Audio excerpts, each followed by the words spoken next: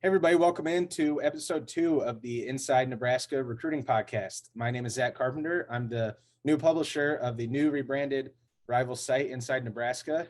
We're kicking things off real busy here right before a busy month on the recruiting trail for Nebraska with a bunch of official visitors coming in. We talked with William Pop Watson on episode 1. We encourage you to check that out.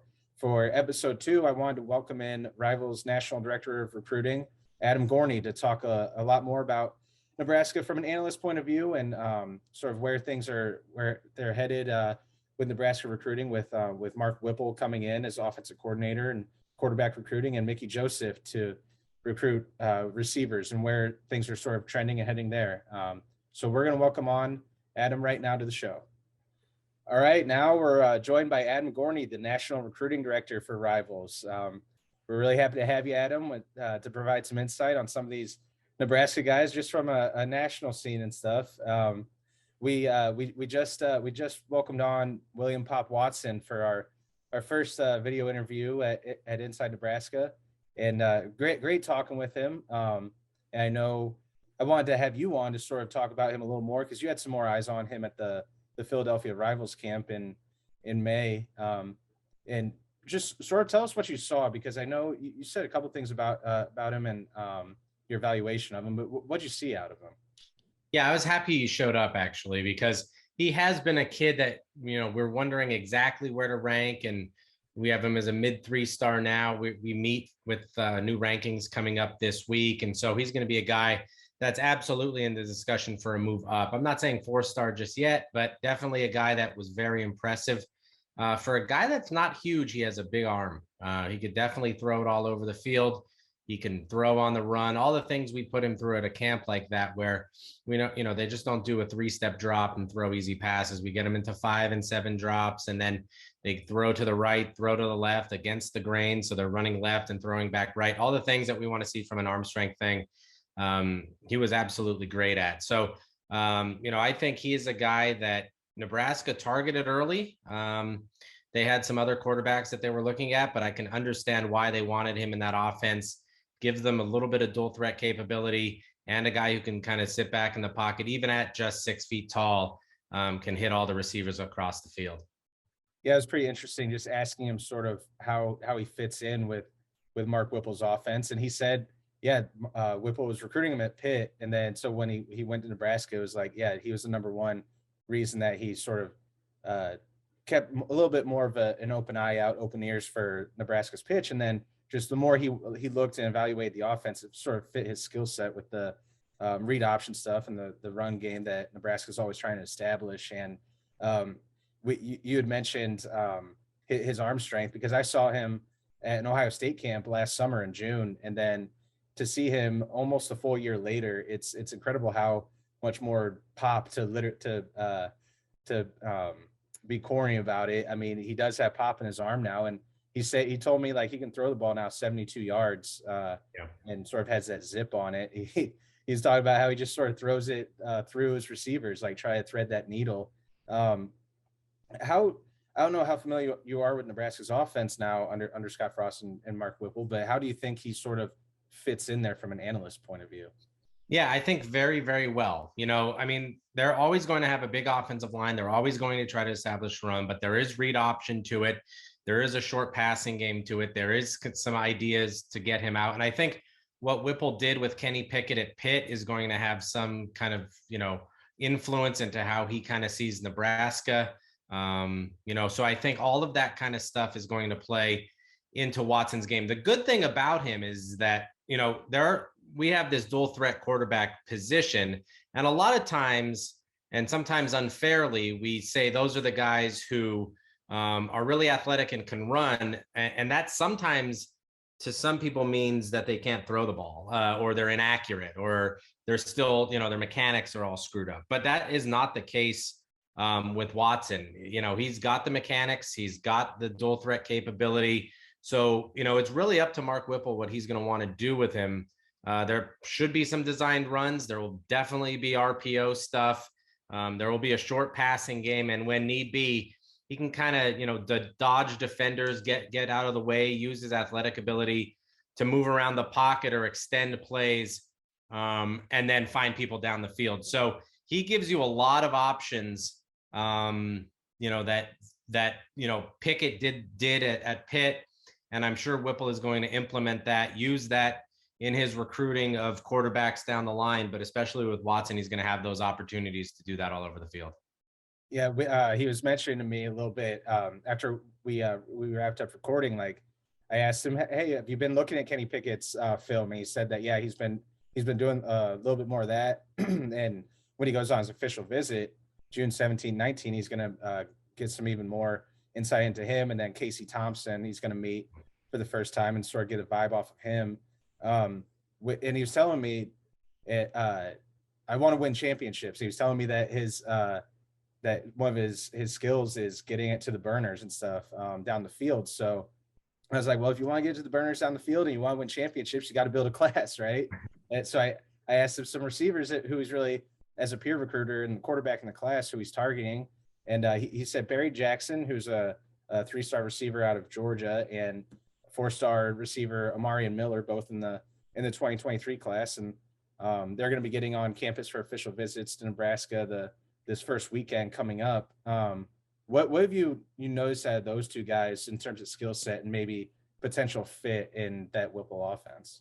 Yeah, absolutely. And I think it's Mark Whipple's offense. I think it's Scott Frost's, reputation over the years. And I think it's Mickey Joseph, who's going to be able to recruit Louisiana and the Southeast and get in on guys that Nebraska probably didn't have a lot of luck with in years prior. So, Jackson is one of those guys that you can use all over the field in the slot. He's going to be a fast kid. He's going to burn down the field. He's going to stretch it and put pressure on defenses. Amarian Miller was committed to LSU forever. I mean, he was like a lock to LSU, an in-state kid, even though he's 5 hours away from Baton Rouge, closer to Dallas and closer to kind of Oklahoma and Arkansas. He had been committed there for over a year. But when Mickey Joseph left, it started kind of fading away a little bit. The new staff came in. He's still looking at LSU. He's looking at Arkansas. But now Nebraska is clearly in the picture for him because of Mickey Joseph and because of the opportunity to get on the field. He's a bigger kid, but he has speed and outstanding hands. We saw him in Vegas at a 7-on-7 this offseason, and Amarian Miller can easily get on the field pretty quickly at Nebraska and make an impact. So, they're gonna have guys in that offense, especially that can stretch it and that can put pressure on defensive backs and kind of take the top off a little bit. And so that has been sort of the goal for a long time. Everyone knows the frustrations with Adrian Martinez there, and I'm not going to go into those, but if you can get guys that can go deep and somebody can get the ball to them, there's no doubt in my mind that they're going to have the receivers with that speed and that capability to put a lot of pressure on secondaries deep. Yeah, and you had mentioned how Whipple could come in and sort of take Nebraska's quarterback recruiting to a different level, and Mickey Joseph is right there. I mean, you mentioned Jamar Chase and Justin Jefferson, and that's one of the shiny recruiting pitches that they can sell, right? I mean, it's shiny, but it's real because of the proof in the pudding sort of evidence they have right now. I mean, you talk about those guys. Where do you see then what has to happen this year, I guess, with guys like Casey Thompson and the receivers they have to where they can show these guys like, hey, this is the right place for you. You can trust your development in our hands. You can trust that we're going to get you to where you want to go. And that's the NFL for all of these guys. Yeah. And that's the thing. And for Nebraska fans, it's been a tough haul. Things have not been trending in the right direction. There have been a lot of close losses, but still losses. It's definitely been a struggle under Scott Frost. I don't think anybody could admit otherwise. And it's been a struggle getting guys into the NFL. There are two ways to think about this. One, that means guys won't come. Two, that means guys will come because they see an absolute immediate opportunity to get on the field. And I think Scott Frost now more than ever has really kind of circled the wagons around. We need our kind of guys here, guys that I can trust, guys that will listen to what our coaches are saying, and then guys who will deliver on the field. I think that was definitely a frustration through last season and into the off season. I think it's being rectified in a lot of ways. It is a challenge to recruit to Nebraska, not because they don't have history and tradition, but when Nebraska was last really good, these kids were in kindergarten. They don't really understand the history of it. So you bring in Mark Whipple, who has a lot of cachet in as a coach. You bring in Mickey Joseph, who can recruit the South for you, especially Louisiana. And now you see Amarian Miller coming in for a visit. Top recruits will go where the coaches they like the most and trust the most are. That could be Nebraska, or it could be Florida, or wherever it is. And so you see with Corey Raymond leaving LSU to go to Florida, they're recruiting defensive backs really well. You see now Mickey Joseph and Mark Whipple at Nebraska, you're going to see an uptick in recruiting. They have to turn it into wins on the field. Getting to a bowl game, competing in the West is going to be super, super important. You still have to sell a winning program and the capability to get to the NFL. But a lot of these guys are going to step on campus in June and go, you know what? I have a chance to play early here. This is definitely what I'm looking for. Yeah, it's sort of a time for a facelift, right? Not just with this year's team, but in recruiting, because you need that. Obviously, that's the foundation of it, and the blue blood, or the lifeblood of any program. And I think they've gotten a couple highlight big name guys in there right off the bat to sort of try and start turning things around. But like you said, I mean, if they start off, they have the schedules lining up right now to where they could start off 3-0 going into that Oklahoma game, and it's lining up to where they could be 7-2 or 6-3 if things go right heading into that final stretch. And I think you're onto something. I think you're right, where if you could sell that, if you could sort of get momentum in the regular season, then you have that on top of we have current success. If you come in here, you will get early playing time too, but then we have the guys that you can trust in your development with guys like Mickey Joseph. I mean, it's about to be a huge month for Nebraska official visitors, and I know you have to go, so I kind of wanted to wrap it up with this. I think we have at least 13 guys down for official visits to Nebraska this first June 3rd through 5th official visits weekend. I mean, like we already mentioned, Barry Jackson, Amarian Miller. They have commits Gunnar Gotula, offensive tackle, and tight end Benjamin Brahmer. When you're looking at this list, I mean, guys like Malachi Coleman, Ashley Williams, Dontavius Braswell, who are some of the guys, I guess, 2-3 guys that kind of stand out that Nebraska's really prioritizing, that like, all right, if you get this guy or a couple of these guys, now we can really start rolling, building some momentum in June.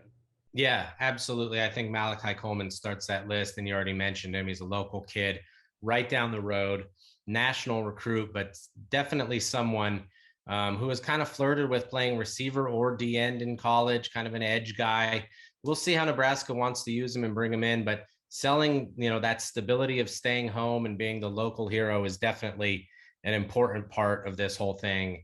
And I think he's a target. If, recruiting at Nebraska is difficult enough, you have to be able to keep really talented in-state kids home. They've had success with that this recruiting class.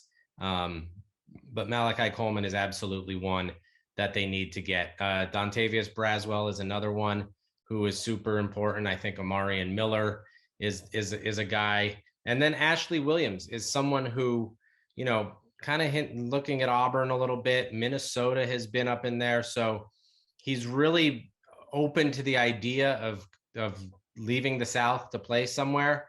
Nebraska seems to fit what he's looking for. The relationships with Ashley Williams is really the most important. One of the reasons why he's looking at Minnesota so heavily is because of the relationships he has with the coaching staff. So getting him in there, really spending a lot of time with him over the weekend, I think is super important. So as you said, I think things could be trending up. June is going to be very busy, and a lot of guys are going to be on campus.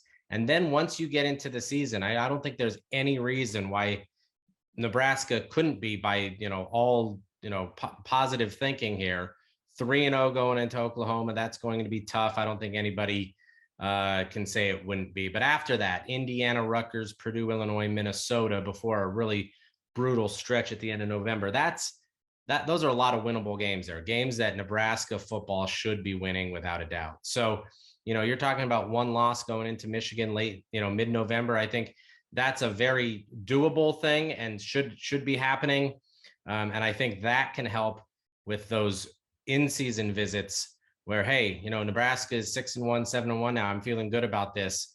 I'm going to commit and go from here. So, there are definitely challenges ahead. I don't think that anybody would say there isn't. I think the challenge from Scott Frost on down, but there have been some off-season additions, whether in coaching or, in however you want to look at it, roster-wise, and now into recruiting, that there is definitely some good feelings that should be headed, having into June here.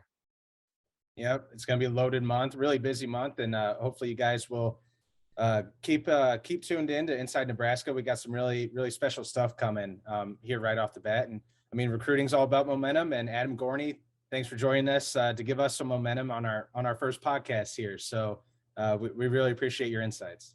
Thanks, Zach. See you, man.